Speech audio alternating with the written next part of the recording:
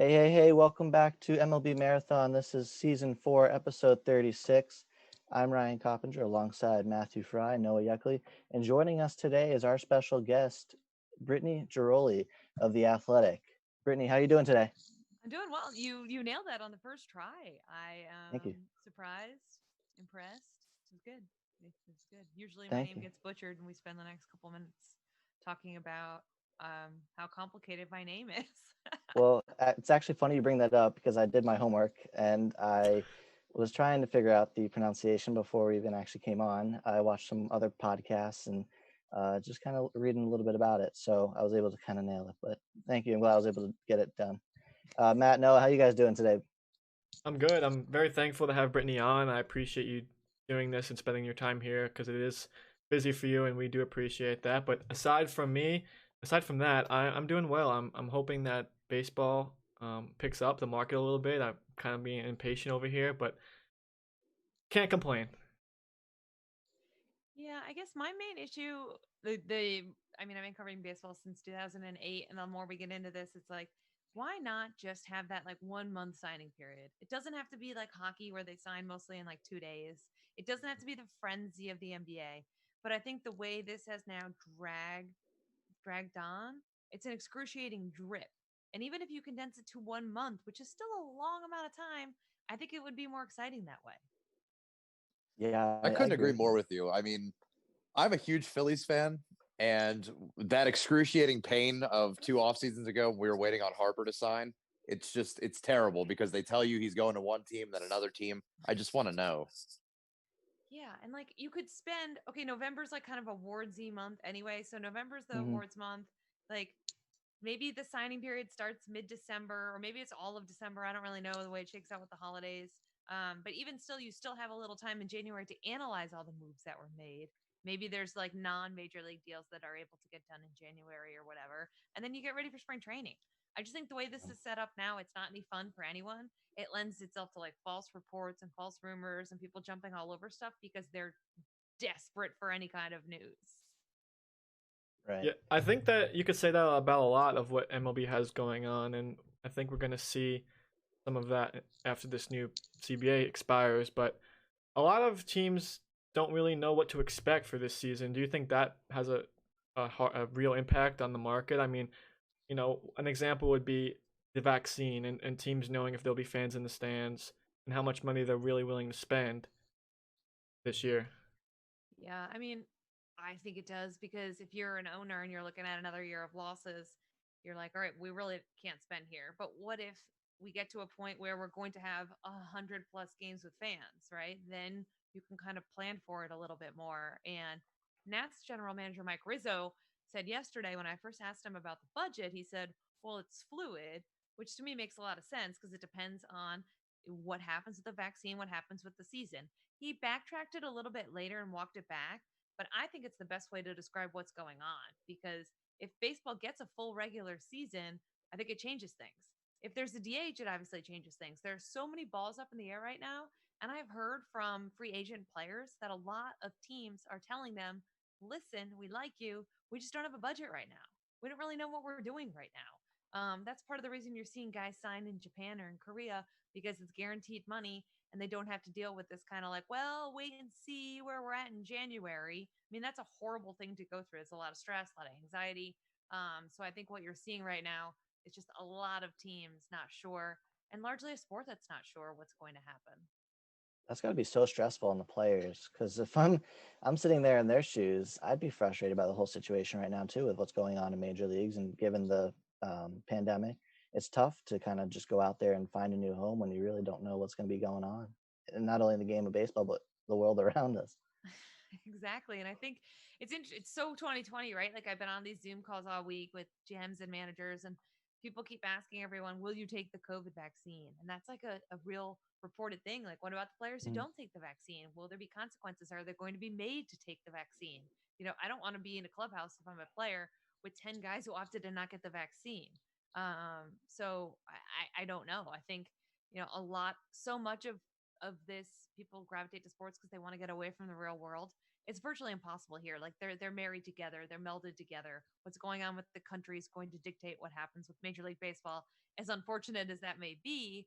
And so I just think that the uncertainty is just not even so much on baseball as much as it's just on our country and our government right now and what happens with the distribution. Yeah, I couldn't agree more. There's just a lot of variables going on right now. But I do want to ask you, kind of sidetracking a little bit. You're currently a staff beat writer covering the Nationals for The Athletic, and you've worked with MLB.com for several years, covering both the Baltimore Orioles and the Tampa Bay Rays, as well as the New York Yankees for a short time. You've also done a lot of contributions to MLB Network, but I kind of want to find out more about your background, how it all kind of started, and how you kind of found your passion for what you love to do. Oh, so we're going way, way back. Just a little bit, yeah, brief stint. You guys are making me feel old. I'm sorry. Yeah. So I've been covering baseball for a while. I went to Michigan State. I swam there. Their swimming and diving program is being cut this year. It's a big news item, obviously. Super upsetting. But Yeah. I realized pretty quickly that my athletic career was coming to an end. There wasn't going to be a paid opportunity. No one was going to pay me to swim, right? I was done. The college was it. So I kind of figured, like, if I can't get paid to play sports, the best option in my book, the next best option is be paid to watch sports, right? It's not why everyone gets into this, because you're like not that great of an athlete, or you hit your plateau and you're like, well, I like sports. Wouldn't it be great to just watch them and write about them and talk about them? Yeah, exactly. And that's what led me to the MLB.com internship in 2008, which was right when I graduated. Nobody really wanted Tampa Bay. I had an aunt who lived down in Florida, and I was like, well, I can live with her. It'll be great.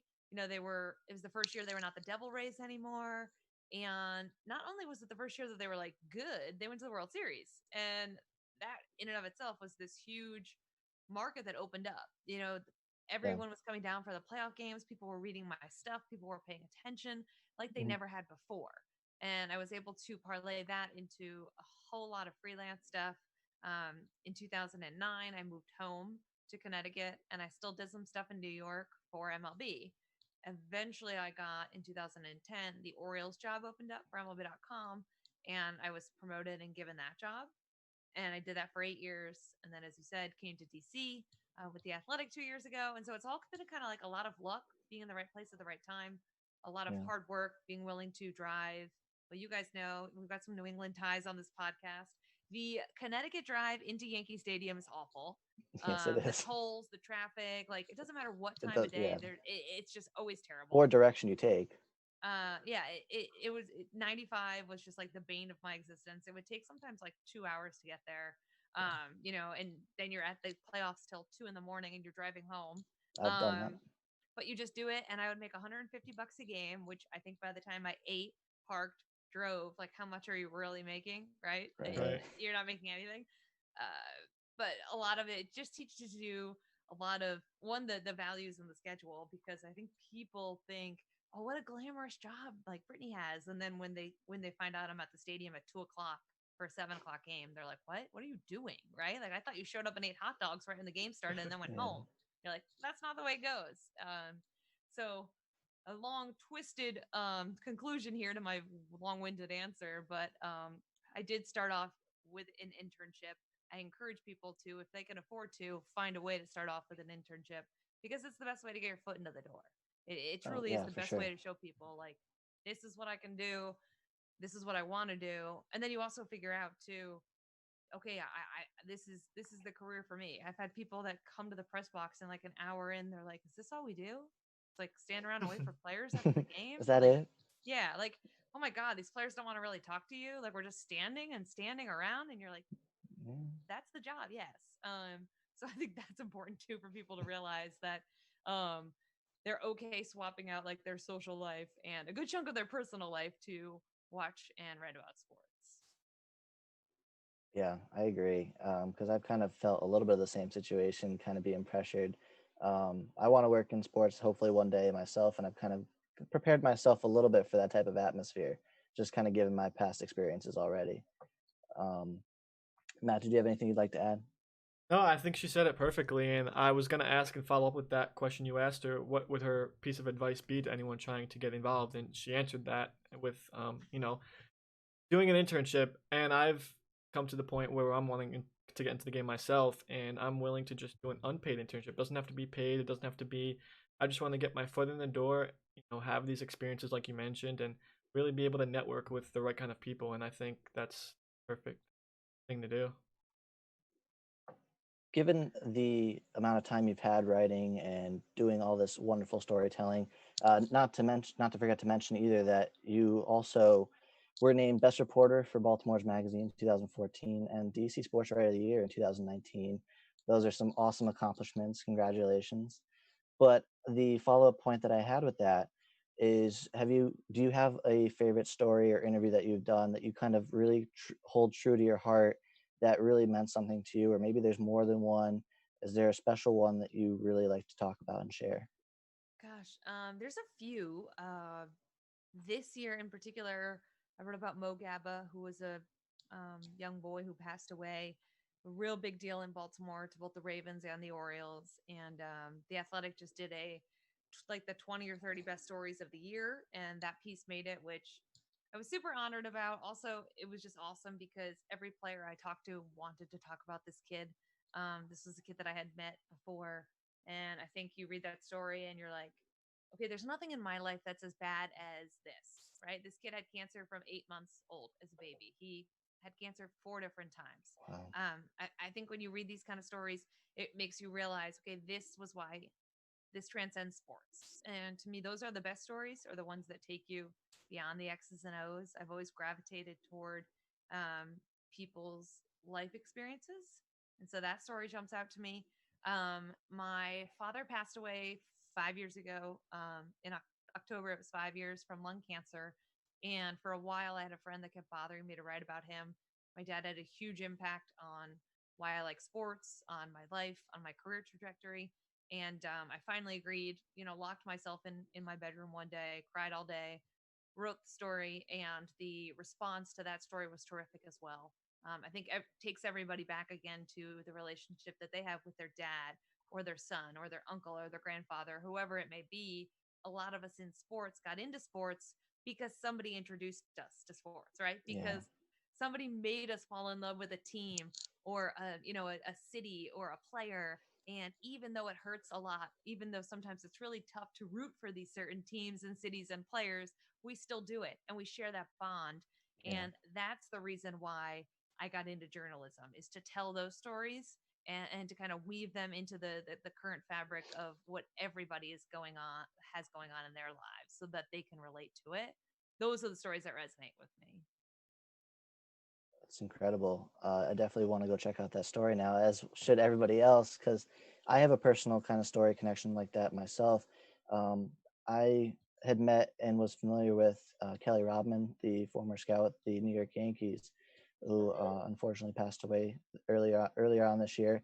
And I was able to meet her out in California at the winter meetings, and I really wanted to get in touch with her and do a story because coming from a small Division III college like myself, Kelly had done the same, and I really kind of wanted to share that story and tell everybody how much she's been able to accomplish since she's left Eastern, the small little D3 college in Eastern Connecticut. So it's stories like that I think that really people want to read and can kind of connect with, and it's really incredible kind of hearing stories like that.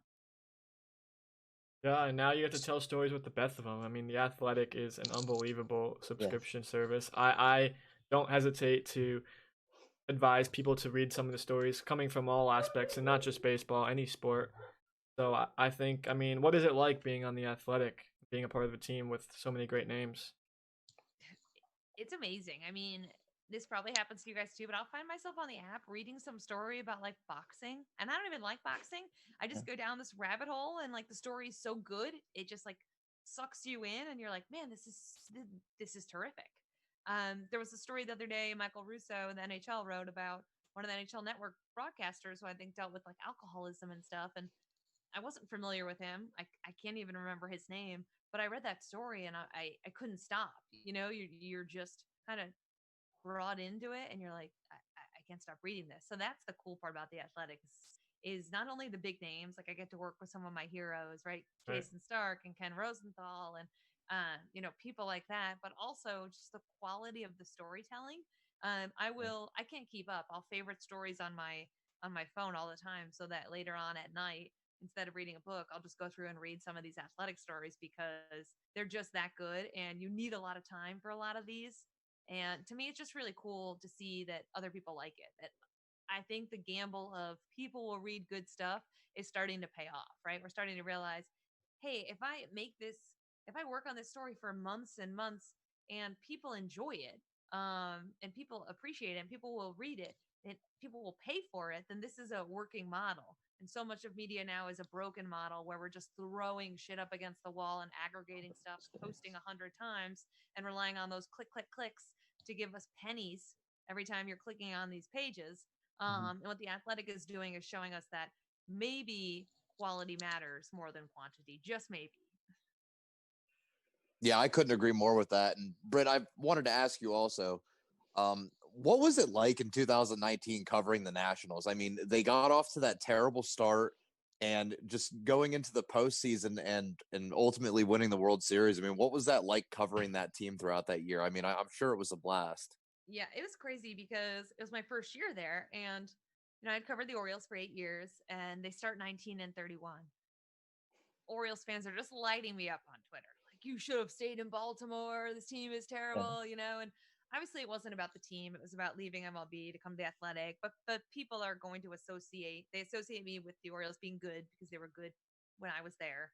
And so, people were upset when I left. And then they start turning things around. And Dave Martinez, who the Nats manager was on that 2008 Rays team that I covered as an intern. He was the bench coach. So him and I go way back. And maybe around late June, early July, I'm starting to think to myself, like, man, they might actually hit 500, right? Which is a huge feat in and of itself, right? They might crawl out of this. Then they keep winning and winning. And then I think it was maybe mid-September, it just flipped. Instead of me like being like, how are they going to lose this game? I was like, they're going to find a way to win this game. They'd be down 2-3 runs. Max Scherzer had that black eye. He goes and pitches a ridiculous game. You start waiting for them to win games. And I think that was the sense too in that dugout. So many fun guys. They got Gerardo Parra, who's dancing with Anibal Sanchez. Yep. They've got Brian Dozier, who's got his shirt off in every single clubhouse celebration dancing. I covered the World Series in 08 and then again in 09 in New York. And I did not think 2019 with the Nationals was going to be a World Series. But every time, again, the same thing, every game, people thought they weren't going to win. Every series, they were not favored. And they still continued to do it. And I do remember texting my husband in LA when they were down early in game 5 and being like, well, I guess I'll see you tomorrow. Like, they can't keep doing this, right? And sure enough, there goes Howie Kendrick. There goes the whole debacle with Dave Roberts on the other side. And at that moment in time, I was like, I don't care who they play. They're going to win the World Series. Right. They were just a faded team. And that, to me, seeing the 08 Rays who lost to the Phillies, seeing the 09 Yankees who were so much fun with AJ Burnett. They used to hand out those belts after the game and Nick Swisher, and they would act like children. The most fun teams are the teams that believe no matter what that they're going to win. And that's what the 2019 Nationals became. They just became this like ragtag group of guys who didn't care that nobody thought they were going to win. And those are the best teams to cover as a writer. And those are also the best teams as a fan to sit back and watch because it's truly magical. They could play that season 100 times, and the Nats probably would never win it again the way it shook out. But just that one time, they were able to do it. And, flags fly forever. So I think for a while now, they'll look back and be like, how did they do that? Right? Like, how was that even done? I still can't believe it because they had virtually no bullpen and they were just like basically every move was paying off. So it was crazy to watch. It took me a long time for it to all kind of sink in. And then 2020 was so bad. You're like, man, did 2019 happen? Like, was it 10 years ago? Was Who it won really the World last Series? year? Like, Steve, and I think that brings me to my next question too. I mean, a lot of people are saying it looks like the Nationals window has closed. I don't believe that solely for the fact that I support the Phillies and the Nationals beat the heck out of the Phillies almost every time. So, What is your opinion based on you covering the team? Do you think that they still have something left in the tank? I think the window is ajar. I think if they're bad, they're going to just fire sale everyone in July. But right now, you have a rotation of Steven Strasburg, Max Scherzer, and Patrick Corbin. So you don't not go all in with that team when you also have Juan Soto and Trea Turner, right? You don't not add the one or two pieces it's going to take. Right. You give it a whirl again, and if you're out of it by July, okay, then you trade it down, then you retool it. But I think their window, and they feel like their window is very much still 2021, because when you have that top three rotation, if they add another bat, like say they get George Springer, they're a scary team.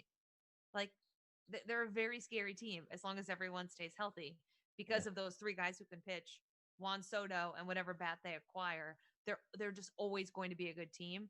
I do think that the Phillies, I mean, the Phillies are kind of a train wreck. Obviously, Dave Dombrowski is going to add a whole lot of like OCD-ness. Like I've heard he's a very, very tough guy to work for because things have got to be done his way. He holds guys to a very high standard, and I think that they're going to eventually be good. But if I'm looking around at all the jobs in the NL East and all the teams in the NL East, the Phillies have got to be in the worst position, right? Because the Marlins have Kim, Eng, and they also Oh, have that breaks my heart to hear. but just think about it though. The Braves are in this win now mode, and also very unfortunate for the rest of the NL East. Have you checked out their minor leagues? Because they're AAA back when they had the minor leagues 2 years ago, stacked. They've signed like Albies and Acuna to these crazy, ridiculous team-friendly deals. Like they're going to be good for a while. The Mets probably on the up and up with Cohen, right? They've gone out and got McCann and Trevor May. Now you got the Marlins, who are a few bats away from being real good again, and they've got a great GM, and I think they're on the up and up.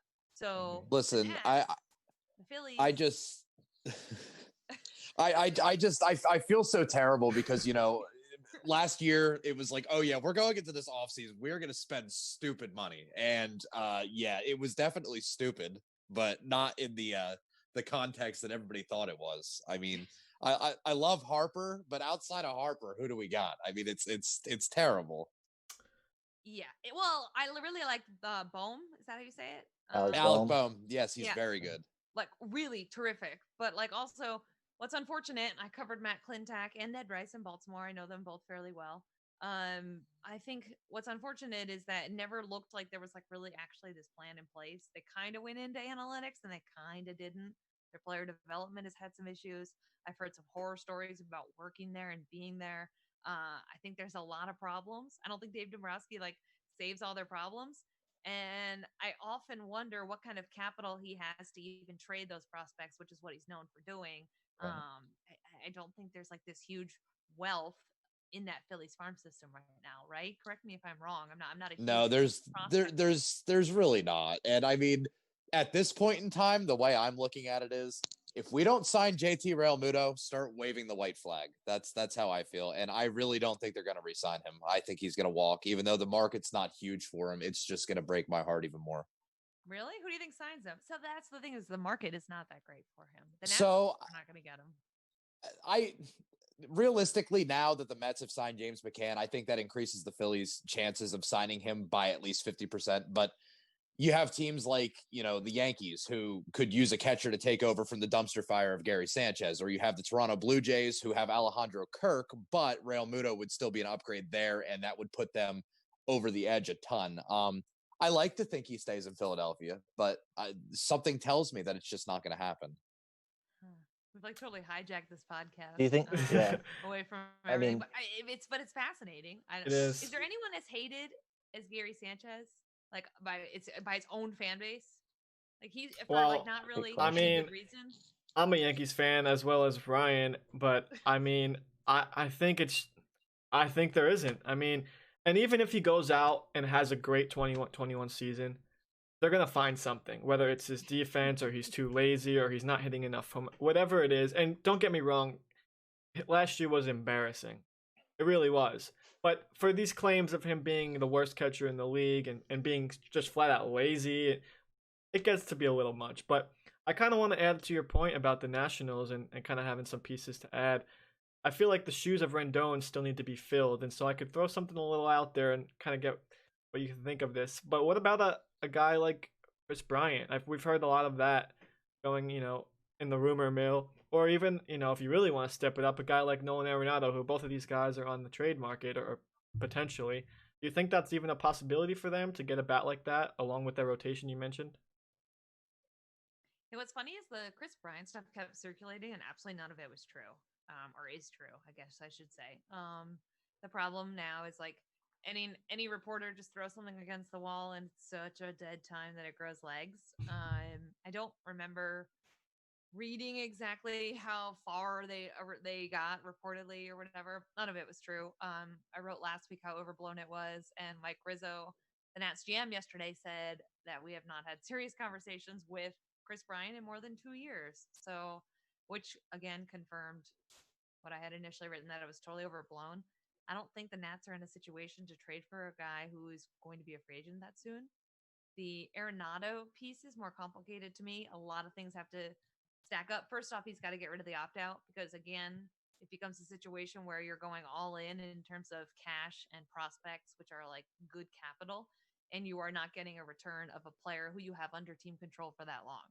And more as teams are tasked to become more efficient and to get these budgets down, they need to get guys who have team control. So with Arenado, he would have to, I would think, say, you know what, I will push this opt out 2-3 years. We'll kick that can down the road for him to be a legitimate option, not just with the Nationals, but with a bunch of other teams. I think that's the only way the Rockies can move him because he's making a ton of salary. He's making like what Max Scherzer is making, $35 million a year. Yeah. And teams are just not going to take on that kind of money for a short-term rental when they're not even sure what the 2021 season looks like. So to me, I think the Nats kind of wait this out. I would be more apt to think that they're maybe going to get like an Ozuna, Marcel Ozuna or George Springer. I don't think they're in on DJ LeMahieu. Rizzo said yesterday they would prefer to have somebody in the corner outfield spots, maybe first base. I don't know why you would sign LeMahieu and put him at first base, so I don't really think that fits. I think those are so. I think Ozuna, probably Springer. Maybe a case where Kyle Schwarber becomes a legit option. I really liked David Dahl for them. Obviously, that's off the table now, but I thought that would have been a considerable upgrade. So to me, like the Brian Arenado stuff is like fun to dream about and talk about potentially happening. It just has such a minute chance of actually taking place that I'm hesitant to give it even more wings because I've just been down now for weeks and weeks. It's actually funny that you bring up Mike Rizzo's comments yesterday because I was actually going to bring that up myself later on. But since we're talking about it now, I was reading up on it myself, and I really don't think those rumors are going to go too far. I don't think the Nationals are going to develop anything with that Chris Bryant trade, just kind of based off of what Rizzo said yesterday. And just to kind of reiterate, and you can kind of clarify me if I'm wrong, but I have here Mike Rizzo saying yesterday he's a great player, but at this point in time, with where we're at and what we have in our farm system and where we're going, we think it's in our best interest to allocate our dollars and prospect capital in another way. And he also commented further by saying it's never good. It's never good to get 1 year of one really good player for 3 or 4 prospects for the future. So just kind of based off those comments, it kind of leads me to believe that they're not ready to kind of make a jump for Bryant as they could have been a couple of years ago. But at that point, there was really probably not as much of a need for him. So I really don't think anything's going to surface with the Chris Bryant rumors or even the Arenado, but it's kind of just fun to talk about, Right. And I don't even think that there was ever a seed. That's what's unfortunate, I think, in journalism is people just like literally make stuff up, throw it against the wall and see what sticks. Yeah, exactly. And there's no like keeping score. There's no like, oh, you were wrong about this. We're taking your baseball card away, right? Like there's no retribution for being wrong. And this is again why I think you should just shorten the whole process. Yeah. Because national guys are tasked with coming up with rumors and coming up with things, and it doesn't matter to them whether it's wrong or right. And all it does is just like create all this disarray. And then Nats fans think they're getting Chris Bryant, which has never been a possibility. So then Rizzo shoots it down, right? So it's like this huge, it gets a little worse every year that I've been in baseball. It gets a little bit more ridiculous every year it does. where in terms of the rumors and, oh, this team's interested in that team. I can tell you right now, every team is interested in Railo Muto. Every team is interested in LeMahieu. Teams are interested in good players, right? It's like why wouldn't you be? Yeah, like wake me up when like I'm interested in $1 million. Am I getting that? Like I'm interested in an island vacation. Like it's just insane, and I think people should vet it maybe a little bit more. But again, it's because there's nothing else going on. No, exactly. And I think you're right about that. You did touch on him a little bit, but also in Mike Rizzo's comments yesterday, he said he's looking for a bat to fill the middle of the lineup and kind of complement the rest of the middle of the lineup bats, as I'm sure you're aware, Britt. But you mentioned Marcel Ozuna. How much of a fit do you think he'd be for the Nationals?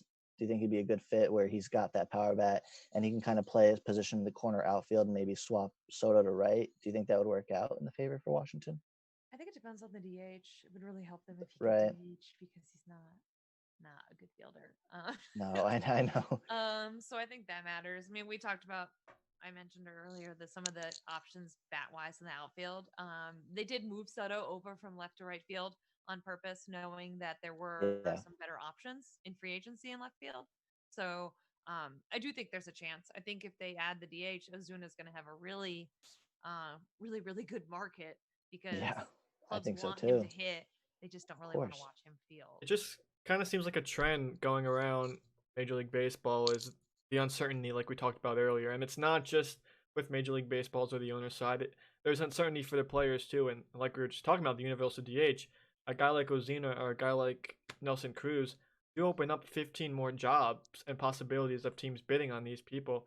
They're going to not procrastinate, but they're going to want to drag out the process to find that answer too, because why would they settle now for an offer from an American League team if there's a National League team willing to pay them more? Right, exactly. So the whole thing just kind of depends on the rules getting done, but you have to blame both sides here. It's not just MLB; it's also the Players Association who doesn't Hmm. want to give up like extra playoff another round of playoffs for that because Yeah. that's not really a fair swap. So there's just like a lot of things at play and a lot of things up in the air right now for the Yeah. sport. Kind of continuing on with the free agency trend, we see a lot of the key guys from the 2019 Washington Nationals championship team that are free agents, such as Anibal Sanchez, Kurt Suzuki, Asdrubal Cabrera, Sean Doolittle's on that list, as well as Howie Kendrick, and Ryan Zimmerman, the cornerstone really for Washington. So I guess my thought is, what is it going to take for Washington to try and retain these guys, or do you think it's going to take some time to see where the market develops over the next coming weeks?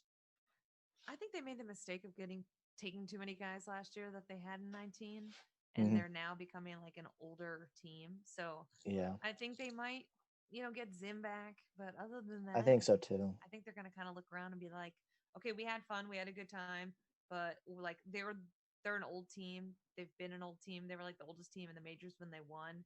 Yeah, I think most of those guys they're ready to move on from. yeah, and I think we kind of already saw that too with Adam Eaton taking that deal with Chicago.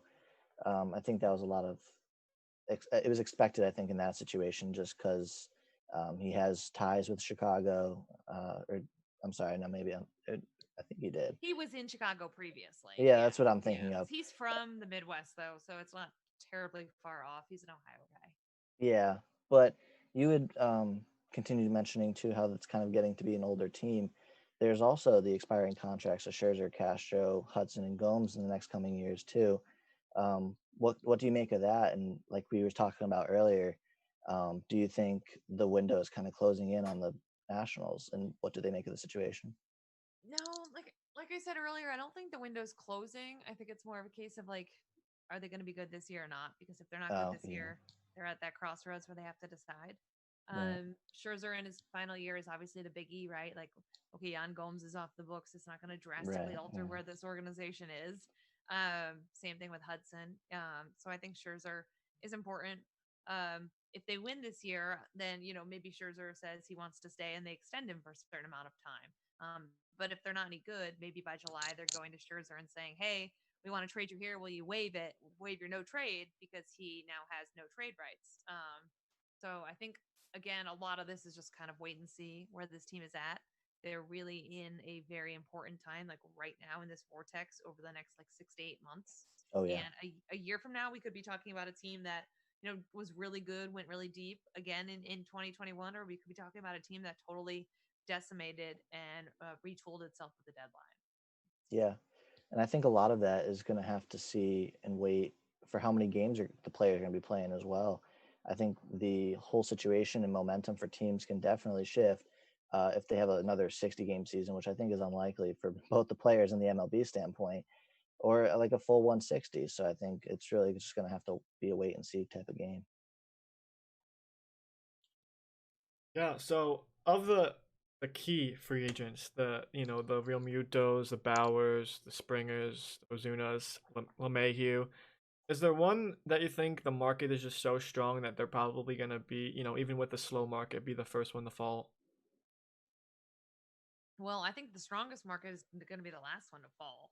I think Bauer, no matter what's going to get paid, but do I think he's going to be the first one? No. Or maybe I to, agree. to rephrase the question, like a player that just there's less uncertainty to where they want to go and what they're really looking for. That it's just it seems like a given. With a top guy, no, I think LeMahieu ends up going back to the Yankees. I think we're dealing with a lot of posturing right now. I think so too. I don't know if that's like an automatic assumed thing. That's just what I sense in my gut. I think the top guys have a market that's kind of market immune to some of the deficiencies that are going on in other places. But I don't know if there's like we're just waiting for this to happen. It's a formality kind of signing. Like I have no idea where Trevor Bauer is going. I know Rachel Lubo's agent does a great job. She's a friend of mine, and I'm sure she's going to get him the best deal possible. But I think he So is too. enjoying being a free agent, and that's not Yes. going Oh to yes, happen he soon. is. So, so I think it's tough to predict when dominoes are going to fall. Like I said, a lot of teams don't have budgets out yet, so I think you might be looking at like January before stuff really gets going. Which Yeah, I I mean, agree. we're what in mid-December now anyway, with the holidays coming up. So Yeah, I really. don't, I don't really. We didn't have a winter meetings, so you're kind of spoiled last year because you had like a winter meetings where actually like stuff happened, and that just is Yeah. not the case this year. Yeah, it looks like it could remain slow, but we're just gonna have to kind of wait and see where everything just goes in this pandemic season right now. Yeah, and Um, you Go ahead, mentioned Noah. Rachel Luba too. I think what she's doing for the game is absolutely incredible, and I want your opinion on her as well. But do you think that she's going to kind of revolutionize the player in a sense and the way the free agent process goes? Because I think it's awesome that she's letting players market themselves. Because if you look at an agent like Scott Boras, he kind of doesn't let his clients do that. So, what do you think about this new kind of way of doing things? Yeah, I think unfortunately baseball is a sport that like remember weighted balls when they're like a bad thing. Like they're very slow to adapt. So I hope that what Rachel is doing, people kind of take note of and they're like, oh, you know what? It's not just that Trevor Bauer had a Cy Young season because he did, but also he's found a way to catapult himself into the conversation of other things that are not related to pitching. He's found a way to get, partnerships and promotions with other businesses that athletes in the MLB space traditionally have not. So I think what Rachel has done is she's taken that power and given it to the players because she's great on social media. She's great on Instagram and Twitter and all these Oh other yeah, spaces that she has. And she was an athlete. She was a gymnast at UCLA. So what I think is great is she's kind of shaking up what's really been a stale industry full of like old white men doing the same thing all the time. So there are a lot of people who don't like her because she's doing things differently. And unfortunately, that's the way this sport works. I was just They gonna hate say, it, they yeah, criticize it, and then they copy it. So right now we're still in those early stages where people are not copying it yet. But I think in a few years it's going to be a thing. Because if you're a player and why you have such a limited window to make money, why not squeeze every last drop you can out of the orange, right? Like yeah, why right. leave some of it on the table? So I think what these guys are realizing now is they can be a brand. They can build up that brand. And if Trevor Bauer has an off year next year, is he going to be less popular? Maybe a little bit, but not really, right? Like he's not going to lose his campaign with Lids because he had a bad start. Like that's not going to happen. So I think that baseball needs personalities. It needs people like Bauer, and hopefully it kind of steps back and is like, wait a second, why are players doing all of this? They're doing it because they have to, because the league has not done a good job of marketing its stars. So what Rachel See, is and doing, go ahead. I absolutely love what you're saying because I totally agree, and I'm very passionate about this too because I think that humanizing the player is one of the most important things that you can do because they're people too. I mean, they have lives outside of baseball, and I think what Rachel and Trevor have done is they're really amplifying that. It makes baseball better. And I know a lot of the old school people, like you said, aren't going to agree with that, but we need this. The game is starting to get boring and dull. I mean, it really is. That's the truth. I agree. And I think a lot of the game issues need to be fixed as well. Like, I'm not sure why we haven't instituted a pitch clock. Like, I know the pitchers don't like it. I don't really care. I know the hitters don't like it. I don't really care. We can't be taking, during the postseason, I was timing it. Like, I could go to my kitchen, get a drink out of the fridge, pour the drink, come back, and the pitch hadn't been thrown yet. Like, it's just out of control. There needs to be like less dead time. And like, I've crunched the numbers. You can shave an hour off of games by having a pitch clock of like 15 seconds and under, which is unbelievable when you think about how much dead time that is. An hour. Can you imagine watching a playoff game in like 2 hours, 2.5 hours? Okay, now you're talking about nonstop action, right? Now you're talking about like actually hooking people. I like baseball. I like baseball more than most people. The playoff games were boring. They take way too long. So I agree with you. You need to find a way to humanize the players, and you need to speed the game up and make the game more fun, because people are not watching, and they're certainly not watching it for its entirety just based on how the whole game progresses. Yeah, you said That's it my rant. perfectly. And I think, what Trevor Bauer is doing, and Rachel as well, the vlogs and what they're posting on YouTube, that's been an awesome avenue to take. And it also helps the younger crowd, the new fans, the new generation that are watching baseball. Because of course, guys like me and Ryan, who are still young but just diehards, we're gonna watch baseball no matter what. It's really about growing and bringing new people in, and I think that's kind of the path they're going to try and pave. And like you said, a lot of these top executives and stuff like that, the old guys, if you want to call them that, they may not like the change at first, but I think over time they'll be willing to kind of open it up once they see the opportunity that comes along with it. And agreeing with all of you, I think Rachel and Trevor are kind of leading the way and doing a great job with that so far. But to kind of wrap things up here, we do have one more question, Brittany, if you do have time for that. Yeah, sure. We like to end our episodes with a hot take, per se, and maybe something that we'd like to predict that we'd like to see come true, or maybe it won't. We just kind of say it just for fun. But is there anything surprising, or is there something that people may not think could happen for the Nationals this offseason that they may not be expecting, such as a free agent signing or a trade that really could kind of help the team that nobody would see coming? No, I don't really have one. I mean, if nobody could see it coming, I couldn't see it coming, I guess, right? Yeah, I guess it's good. I guess it's a fair point. I just don't see them being these like huge, big, aggressive spenders like they have been in previous winners. Like they got Steven Strasburg, they got Patrick Corbin. They're just not. I just don't see them being those people this year. They're not going to all of a sudden get JT Realmuto. They're not going to, so I can't even close my eyes and be like, ooh, what if they maybe did this? Like I said, I don't think the Chris Bryan thing is even remotely true. There's just not a whole lot of like, well, maybe. I think they're going to be kind of boring. They're going to add a bat, and it's not going to be like a super sexy headline type of winner for them at all. I wish I had more. I mean, I don't think they make any crazy trades, right? I think they should trade Carter Kieboom, but I don't think they do. So they're just kind of in a really weird holding pattern.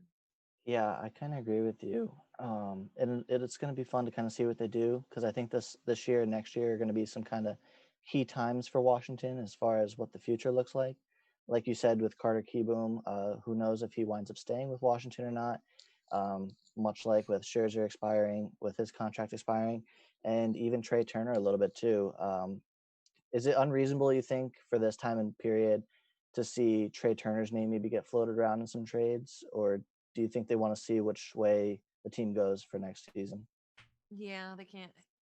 They have no one to play shortstop if he got traded. It's like another case of let's close our eyes and wait till July and see where they're at. That's what I'm kind of thinking too. They just don't have like the prospects coming up either. No, so, I know.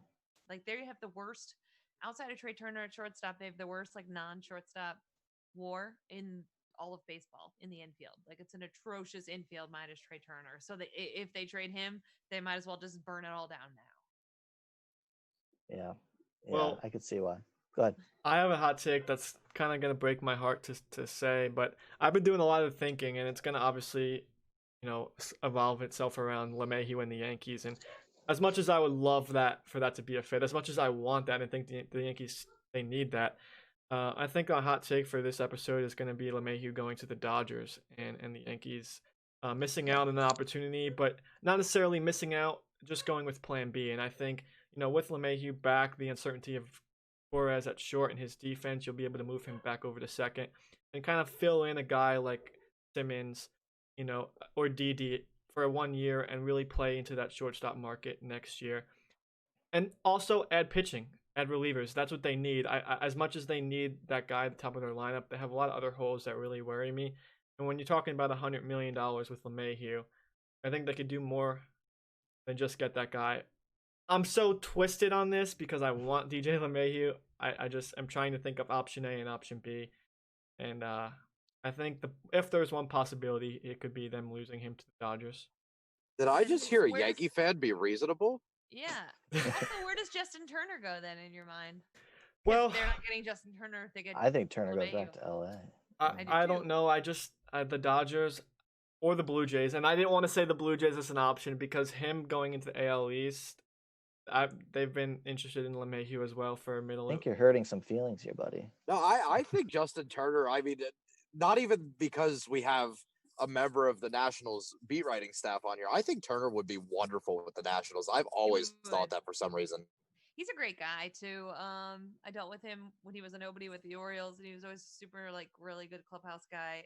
I do think they obviously could use that, but again, what do you do with Carter Kieboom? Do you give up on him? I don't know if you give up on him, but I don't know if you trade him to maybe get a controllable starting pitcher. Because I think the potential is there with Kieboom. I mean, his bat is pretty sexy. I mean, it really is. But you're right, though. What do you do? Well, I mean, the Nationals, they really need a third baseman, and we were talking about Alec Bohm earlier in the episode, and the Phillies aren't going to do much with him, so they might as well just gift him to the Nationals. I mean, it'd be a perfect fit. You're really trying to get on my nerves tonight, aren't you? Oh, my God. Dombrowski will do it. Yeah, right. Trade the prospects. Dombrowski will trade him for Giancarlo Stanton just because he likes to have huge contracts. Yeah, exactly. Well, Brittany, again, thank you for all your time this afternoon. We really appreciate it. We didn't forget to mention either, but congratulations on getting married this year in the middle of a pandemic. That is quite exciting news. We didn't forget that. Even on top of all the work you're doing other things on the side to kind of continue on with your accomplishments. But with that being said, be sure to follow us on all social medias at MLB Marathon, as well as make sure to check out Brittany Ghiroli's profile on Twitter as well. She's got some really awesome stories that she's sharing on a daily basis. Be sure to check them out. They're going to be great reads for you, no doubt about that. But for myself here at MLB Marathon, we will see you next time.